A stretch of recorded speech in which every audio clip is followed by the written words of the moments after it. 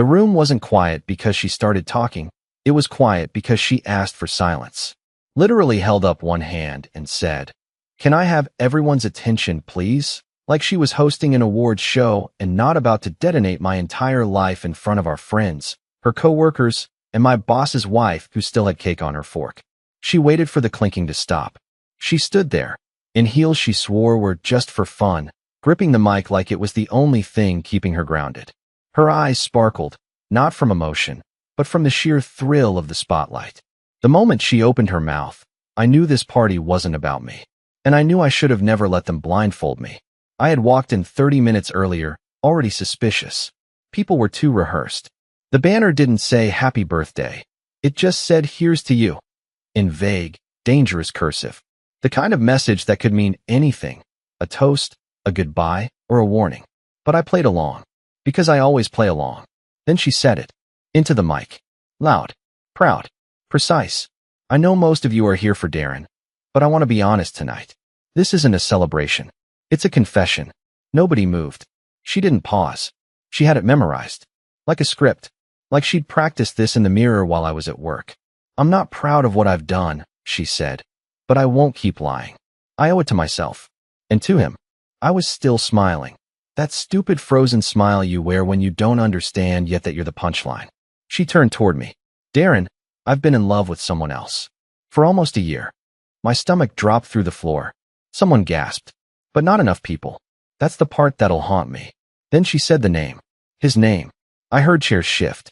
I swear I heard someone mutter, "Finally." I even saw someone nod. She said she didn't want to keep living in the shadows. That I deserved to know. That I was kind and stable and safe. And then she thanked me. She thanked me for making this easy. I remember my hand tightening around the glass I was holding. Not from anger, but to stop it from shaking. She wasn't crying. She wasn't apologizing. She was unburdening. And the guy? Yeah, he was at the party, eating shrimp skewers near the bar. He raised his glass like we were toasting. I walked out before I could see how it ended. Before she said the part about moving out. Before the applause. Because I knew, somehow, they would clap. They always clap for her. I didn't slam the door when I left. I didn't scream. I didn't cry. I just walked out into the cold parking lot like I was heading to my car. Except I didn't have my keys. Or my jacket. Or any plan beyond not being in that room anymore. The air outside hit different. Not like relief, more like impact. Like walking out of a burning building only to realize the fire's still clinging to your clothes. I could hear the party still going on behind me through the glass. Faint music. Polite clapping. Someone laughing a little too loud. It was surreal. Like the whole thing was scripted by people who forgot I was a real person. I sat down on the curb behind a catering van. My hands were trembling, but not from the cold. I didn't feel the cold. My brain was too busy replaying her words in stereo. This isn't a celebration. It's a confession. And then, I owe it to myself. I kept hearing that one over and over. What did I owe to myself, huh? I gave her 13 years of loyalty. I ironed her blouses when she was late. I rewired the garbage disposal she broke with her spoon collection. I sat through dinner with her father every damn Thursday, even though he only ever asked me about car warranties. And still, she owed herself more. I know I'm rambling. That's what I do when I'm spiraling. I turn into my own echo chamber. It's like my brain won't shut up unless I narrate every stupid moment like I'm writing a memoir no one asked for. But out there, in the shadows behind the venue, I wasn't ready for what happened next. Because someone came looking for me. At first, I thought it might be her. Some desperate chase scene, maybe. The kind you see in movies where the person shouts your name and begs forgiveness. But no, it wasn't her. It was Rebecca, her sister. Rebecca wasn't like Imelda.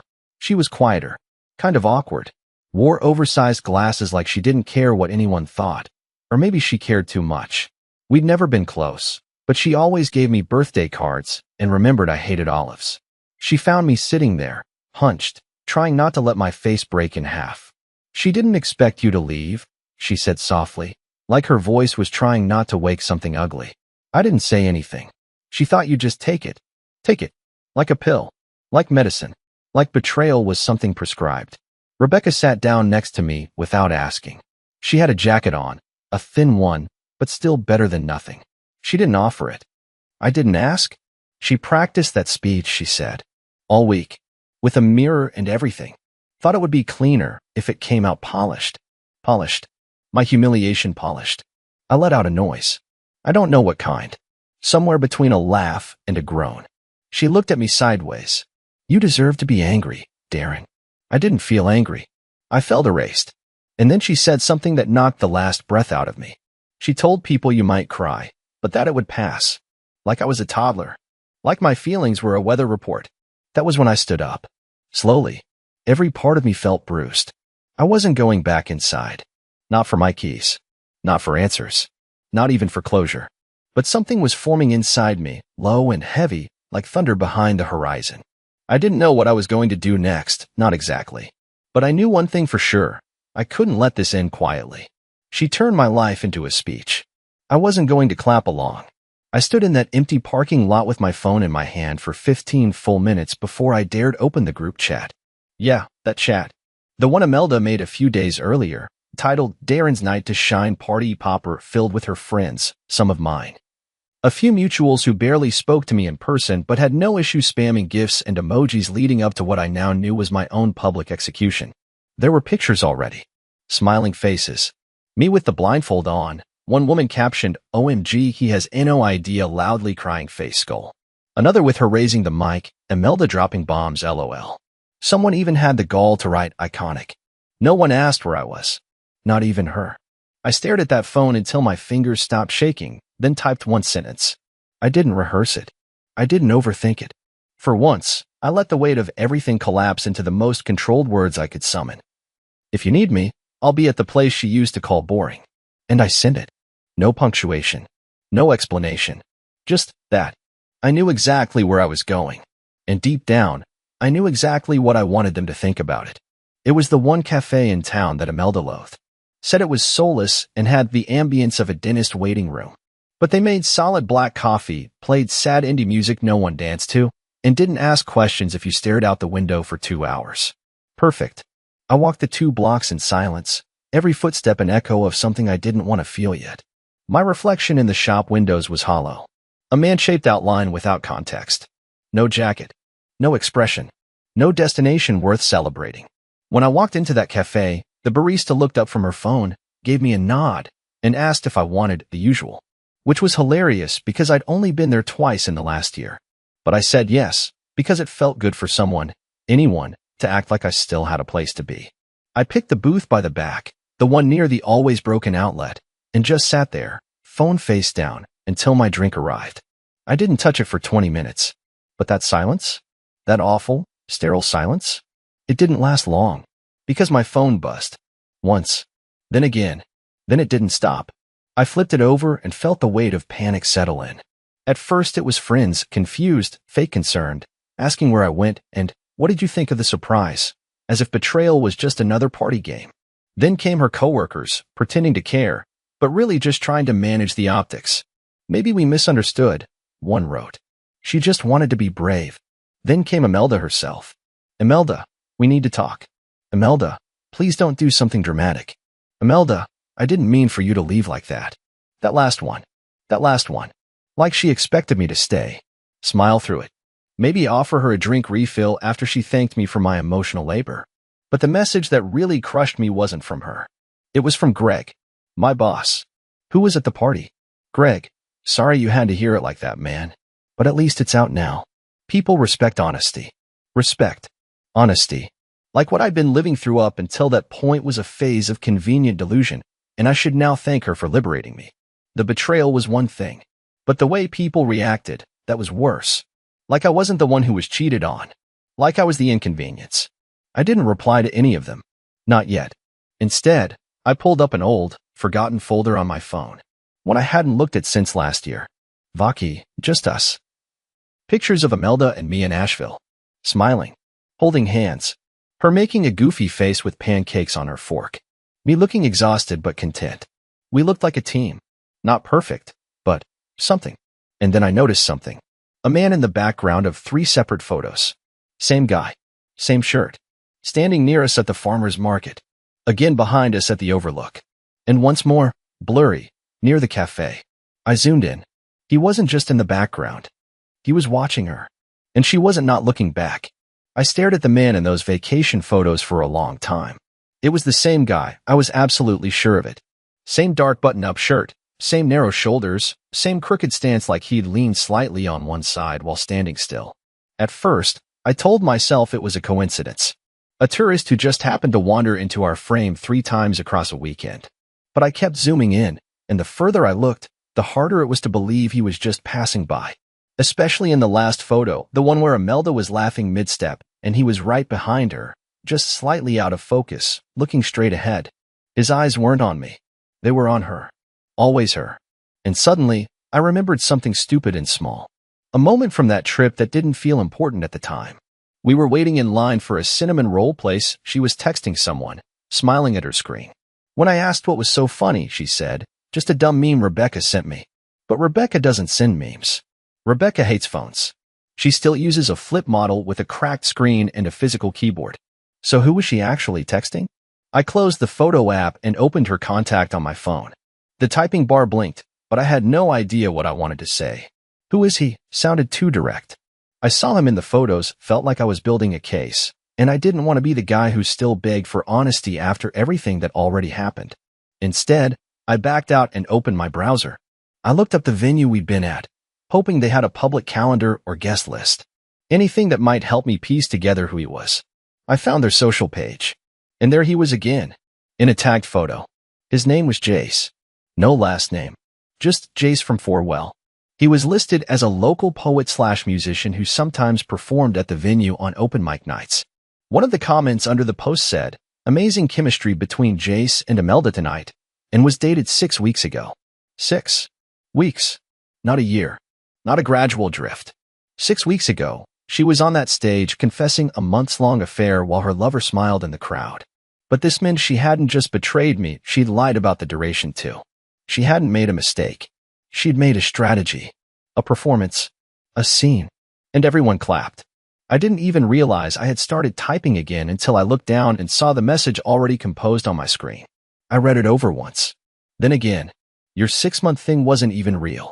He wasn't there in Asheville. But he was at your open mic, wasn't he? And you timed this whole confession like a play. That's what it was, right? A finale." I didn't send it. I deleted the whole thing and turned off my phone. I couldn't go back to the apartment. It didn't feel like mine anymore. I couldn't call my friends, because the few I had were all in that damn group chat, either cheering her on or staying silent. And silence, at that point, felt just as much like a choice. So I went back to my car. I had left the keys inside the venue, but thankfully I kept a spare in one of those little magnetic boxes under the rear bumper, something she always called paranoid old man stuff. I popped it open, unlocked the car, and sat inside without starting the engine. I didn't cry. I didn't even blink for a while. But I did remember something else. A voicemail. From 3 nights ago. I'd ignored it at the time because it came during dinner, and she was sitting right there smiling, talking about reorganizing the guest room. But now that I thought about it, that night she suddenly changed her mind about painting it. I found the message and pressed play. A woman's voice. Nervous. Breathless. "Hey Darin. I know this is weird, but I couldn't keep it quiet anymore. I think you should know what's going on. Imelda's not who you think she is. Just come to the Candlelight Lounge on Friday night. Around 7. And stay by the bar. Don't make a scene. Just watch. You'll understand everything." It ended there. I looked at the timestamp. It was the same night as the surprise party. Someone tried to warn me. Someone knew. And Imelda made sure I never saw it in time. The message kept playing in my head on a loop. Every breath and pause lodged like glass in my ears. Her voice wasn't familiar, or at least not immediately. But there was something about the way she said, "You'll understand everything," that stuck with me. Like she had seen more than she was supposed to. Like she wasn't just guessing. She knew. The name of the bar she mentioned, Candlelight Lounge, was a place I hadn't stepped foot in since college. It used to be a jazz bar before it got remodeled into one of those dimly lit, underground venues for spoken word, cocktails with foam on top, and obscure indie sets. The kind of place Imelda said was too try-hard for her taste. Apparently, she'd been trying hard enough lately. I didn't sleep that night. I stayed parked on the side of an abandoned outlet store with the heater running and the seat reclined just enough to make it uncomfortable. At some point, I must have dozed off, because I woke up around 6:30 the next morning with the taste of metal in my mouth and the word "watch" still bouncing around my skull. I drove home. When I stepped into the apartment, it didn't even smell like her anymore. She had cleared out half the closet. Her side of the bathroom counter was wiped clean. The medicine cabinet, empty. She didn't even leave her bobby pins behind, and those things used to haunt every corner of the place like confetti after a parade. But she did leave one thing, either out of cruelty or carelessness. A folded receipt. Candlelight Lounge. 2 cocktails. 1 week ago. Signed with a loopy heart next to her name. I sat down on the edge of the bed and stared at the piece of paper. It felt like evidence. Not just of betrayal, but of intention. She hadn't just stumbled into this. She'd carved it out, rehearsed it, chosen every word, every beat. This whole thing, the speech, the public revelation, the reactions, was constructed. And someone tried to warn me before it happened. I knew I couldn't let that go. So that night, I went to the Candlelight Lounge. The place hadn't changed much. Still dark. Still cold. Still pretending to be something it wasn't. I walked in and instantly felt out of place. Half the people were in mock vintage outfits and looked like they wrote poetry on mirrors. I ordered a water and sat at the bar, facing the stage, just like the voice had instructed. I didn't know what I was looking for. Not until she sat beside me. I figured you'd come, she said, not looking at me. It took me a second to register her face. Then it hit me. She worked at the venue. The one where the party had been. She was the one running sound check. Headphones, clipboard, tight ponytail, neutral face. I remembered her because she was one of the few people who wasn't smiling when Imelda made that speech. She looked uncomfortable, like she'd seen it coming and hated being part of it. I'm Elise, she said. I didn't speak, just stared. She continued, voice low. She paid extra to have everything filmed. Hired a separate guy, not just for memories. She wanted a record, proof that she was the one who handled it gracefully. Her words said it would be good for her personal blog. I blinked. Blog? Elise nodded. She's been writing anonymously for months. A column about emotional awakenings after marriage. She never used her name, but she painted you like a beige wall. Safe. Flat. Background noise. I felt sick. Not angry, sick. I'd been turned into a literary device for someone's reinvention arc. She said she wanted the speech to go viral, that it would resonate with women who feel caged. I didn't want to be part of it. That's why I called.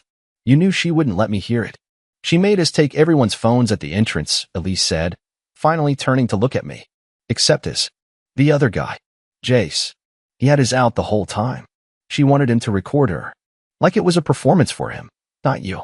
I stared at my reflection in the bar mirror, pale, sunken, unrecognizable. Elise hesitated before continuing. There's one more thing. She reached into her coat pocket and slid a small flash drive across the counter. It's the raw audio from her mic. The one I recorded separately. It's got everything, including the conversation she had backstage before going on. She didn't know it was still live. I didn't touch it. I thought you'd want to hear who she really is when no one's clapping. And then she got up and left. Just like that. I sat there for almost an hour, staring at the drive. I didn't even notice the bartender ask if I was okay. I was somewhere else. A different version of myself. One I didn't know how to bring back. I took the flash drive home and plugged it in. And the first voice I heard wasn't Imelda's. It was Jace's. Laughing. Saying, you sure he's not going to do something stupid? Some guys snap when you humiliate them. And her reply? Oh please. Darin? He's soft. He'll write a sad blog post and disappear for a week. He'll come around. Or he won't. Either way, it's cleaner this way. The room was too quiet. No traffic outside, no pipes humming, not even the hum of the fridge. Just me, a laptop screen dimmed to gray, and the blinking blue LED on the flash drive reminding me that I still hadn't hit play again. My heart felt heavy in my chest, like it had been packed with wet cement and was slowly hardening. I hovered over the audio file for what felt like hours. The file was labeled simply, Green Room Raw.wave. There was a strange clicking sound at the beginning, maybe someone tapping the mic or adjusting their jewelry. Then came the voice I thought I knew better than anyone's, calm, confident, just a little smug. Imelda. You'll do great, Jace said in the background, his tone playful and smug. Stop, she whispered, giggling. This isn't about us. This is about closure. For him. You mean the husband? A pause. No, I mean the version of me that married him, she replied. I'm killing her off tonight. They laughed. My throat tightened. I pressed pause instinctively, like I needed a second to keep from throwing the laptop across the room. But then I hit play again. I mean, I tried, she continued. He was sweet, supportive, just background. You know? Like elevator music. He never got angry, never challenged me, never mattered. Jay snorted. You think he'll cry? I think he'll walk out. Or maybe he'll stand there and nod. Either way, I won't feel guilty. I've been rehearsing this for weeks. I know the pacing. I know where to pause for laughter. There was another voice, a female one, maybe someone on staff, maybe Elise, quietly saying 5 minutes. Then rustling, a zipper, shoes on carpet. Jace again. You sure you want to do this like a TED Talk? And Imelda, completely serious. If I can't leave him with dignity, I can at least leave him with narrative structure. Narrative structure. I had been demoted from husband to theme. I hit stop. I couldn't take another second. My hands were sweating, but I was ice cold. That line, that specific, surgical cruelty, it cut deeper than anything else she'd done. Because it meant she never saw me as a person in that moment. I was her final chapter. A character arc, someone to be punctuated with applause. I closed the laptop and sat in darkness. I didn't cry. That surprised me. But I did feel something new, detachment. A strange numbness spreading across the surface of my mind like frost on glass. I didn't want revenge. I didn't even want to confront her anymore. I wanted to vanish, not to disappear, but to remove myself from her version of the story. Because clearly, I wasn't even part of it anymore. But if she wanted to perform, if she wanted an audience, then maybe I'd give her one. Just not the one she expected. I opened my laptop again. I didn't go to the group chat. I didn't send her a message. Instead, I opened a blank document and started writing. But this time, not for her. Not for sympathy. For clarity. I called it. What she said when she thought I wasn't listening. I didn't dramatize. I didn't scream. I just laid it out. The timeline. The confession. The lies about the duration. The audio. The fact that she hired a camera crew to document her breakup like it was a lifestyle segment. I described the voicemail. The bar. Elise. The man in the vacation photos who wasn't a coincidence. And then I did something that made my hands shake. I attached the raw audio. No editing. No commentary. Just their words. And then I uploaded it. Not to Reddit. Not to a blog. But to the very same community page she used to promote her anonymous, feminine awakening column. The one where she shared curated thoughts about compassionate endings and self-care divorces. The one with her 12,000 followers who thought she was healing and empowering, not scheming and performing. The upload finished. I didn't feel good about it. I didn't feel anything about it. But I knew it wasn't revenge. I wasn't naming names. I didn't post any photos. I just let her own words do the damage. 10 minutes later, the post was flooded. Hundreds of comments. Not angry. Just confused. Hurt. Betrayed by the image they believed in. And then I got a message. Not from Imelda. Not from Jace. But from a stranger. One sentence. I was going to model my divorce after her. I'm so glad I didn't. And that's when I realized I wasn't the only one she manipulated. I wasn't the only one who believed her carefully rehearsed story. She didn't just turn our marriage into a monologue. She built a following off the lie. And now? The audience was walking out. It didn't take long. I thought it might be hours, maybe a full day, before she noticed what I'd done. But no. 37 minutes after I posted the audio and the truth beneath her curated identity, I got the first message. From her. It didn't say why. It didn't say, how could you? It just said, take it down. Now. That was the first sign she was spiraling. Not guilt. Not sorrow. Not regret. Control. That was always the thing Imelda clung to harder than anything. And now that her grip was slipping, she didn't try to earn it back. She tried to tighten her fists. I didn't reply. 5 minutes later came another. This is defamation. You're embarrassing yourself. Please stop. She always did that, dressed up commands like concern. Told me not to make a scene when she was the one dragging me onto a stage and lighting a match under my dignity. But this time, I was quiet. I let the silence speak. The comments on the post were piling up faster than I could read. People weren't attacking her. Not directly. But they were dissecting the performance. Picking apart the timing. Comparing the tone of her writing to the voice on the mic, calling out the contradiction between her sisterhood of honesty and the fact that she choreographed a man's humiliation for social currency. It was brutal, but clean. Just facts. Her own words. A few of her loyal followers tried to defend her at first, but even they couldn't spin it. There must be context, one wrote. Someone replied beneath it. The context is the recording. What more do you need? That thread had over 200 replies before noon. Then, the call came. I didn't answer. So she left a voicemail. Her voice sounded tight, like someone trying to sound composed while standing in a fire. Darin, this has gone too far. You're hurting more people than you think. That platform was never meant to deceive anyone. It was a reflection of pain and transformation. And if you're doing this to punish me, I'm asking you, as someone who once loved you, to stop. Once loved. As if love was an expired product she kept forgetting to throw away. Still, I didn't respond. Because something unexpected was happening. People were messaging me. Not strangers this time. Friends. People from our wedding guest list. One guy I hadn't heard from since high school. A woman she went to yoga with. Even her old college roommate. Each one said something different, but the message was the same. They didn't know. They believed what she showed them. The story she sold them. The version of me she curated, soft, boring, unremarkable, was the only version they ever saw. And yet here they were, now seeing the truth. She texted again that night. They dropped me. I knew what she meant before she said it. Her sponsorship deal, the wellness brand that used to promote her posts with inspirational captions and filtered sunrises. Gone. They said I'm no longer in alignment with their message. I lost everything. My income. My audience. My credibility. I'm begging you, delete it. It was almost laughable. Not the desperation, but the irony. She had turned our real lives into performance art, and now she was learning what happens when the curtain falls mid-act. Still, I didn't reply. And then came the photo.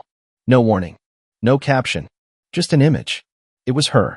Sitting on the floor of what looked like a hotel room, still in the clothes from the night before, eyeliner smudged, hair undone. She looked nothing like the woman from the spotlight. Her shoulders were small. Her hands looked like they were bracing for an earthquake. The mask was gone. Finally, I stared at that photo for a long time. Not because I felt satisfaction, but because I felt nothing. And that scared me more than anything. She had once been everything. Now, she was just a voice in a file. A caption I didn't read. A name I didn't want to say out loud. But even then, I knew the story wasn't over. Because hours later, another email arrived. Not from her. From someone else. Someone I didn't expect. Jace. His message was short. You proved your point. But just so you know, she wasn't the only one lying. At first, I wasn't going to open Jace's message. I didn't need more poison. I didn't need his version of events or some last-ditch justification typed out by a man who sat in the audience like it was a show. But curiosity is a strange kind of ache. It creeps in when you least expect it, when your defenses are down and your mind starts whispering what if there's more. So I opened it. You proved your point. But just so you know, she wasn't the only one lying. She told me you were violent. She said you cheated first. That you hit a wall once, broke a frame with your fist. Said you called her names behind closed doors. I believed her. That's why I stayed. I thought I was helping her escape. I read that paragraph at least 5 times, trying to process each sentence as if it were written in a different language. Violent? Me? I couldn't even slam a cabinet door without apologizing to the cabinet. The only time I ever raised my voice was during a thunderstorm 3 years ago when I thought I lost her cat. And now I was seeing how far she'd gone to construct the illusion. How many lies she had stacked on top of each other. How many people she manipulated to justify what she was doing, not just to me, but to herself. There was more in the email. I'm sorry. I genuinely am. I walked into that mess thinking she was broken and needed saving. But I think I was just her prop. Just like you were. I'm done with it. Good luck, man. For real. I didn't reply. I didn't need to. There was nothing left to say. I closed the email and sat back in the chair, the weight of everything finally, truly beginning to lift. I hadn't expected closure. I didn't think I even believed in it anymore. But what I felt in that moment, wasn't rage or even vindication. It was quiet. A quiet I hadn't felt in years. The next morning, I did something small but significant. I cleared out the apartment. Not angrily. Not like I was erasing her. Just reclaiming space. I boxed up the framed pictures she left behind, the hand-me-down blankets from her aunt, the coffee mugs with quotes about manifesting peace. I didn't throw them away. I donated them to a second-hand shop across town, a symbolic gesture, maybe, but it felt right. Like letting go of a version of myself that had long overstayed his welcome. And then I did something else. I bought a ticket. Just one. One way. I didn't go far, just a few states over, to a small coastal town where the air smells like salt, and there's a bookstore that serves cinnamon tea. I'd seen it once on a weekend trip before we were married, and I remembered how I'd said I could live here, and how she had laughed like I'd told a joke. But it wasn't a joke to me. Not then. Not now. I moved into a modest rental above the bookstore. The landlord is a quiet woman named Sharon who bakes cookies every Friday and doesn't ask a lot of questions. My neighbors are retirees who garden and argue about crossword clues. And me? I read. I write. I walk along the shore with my hands in my pockets and my head a little higher. Some days I still feel the sting. Some days the ghost of that microphone lingers in the back of my memory, her voice echoing words that were never meant for healing. But they don't control me anymore. Because I know now, her performance didn't define me. Her version of me wasn't the whole story. I'm writing that story now. Not out of revenge, but because I finally can. Last week, I got an email from Elise, the woman who warned me. She asked how I was doing. Said she'd left the venue job and started her own podcast. Said she's been telling stories that don't involve applause, just truth. We've exchanged a few notes since then. Nothing big, but it feels real, quiet, comfortable. Like maybe, just maybe, something honest is beginning.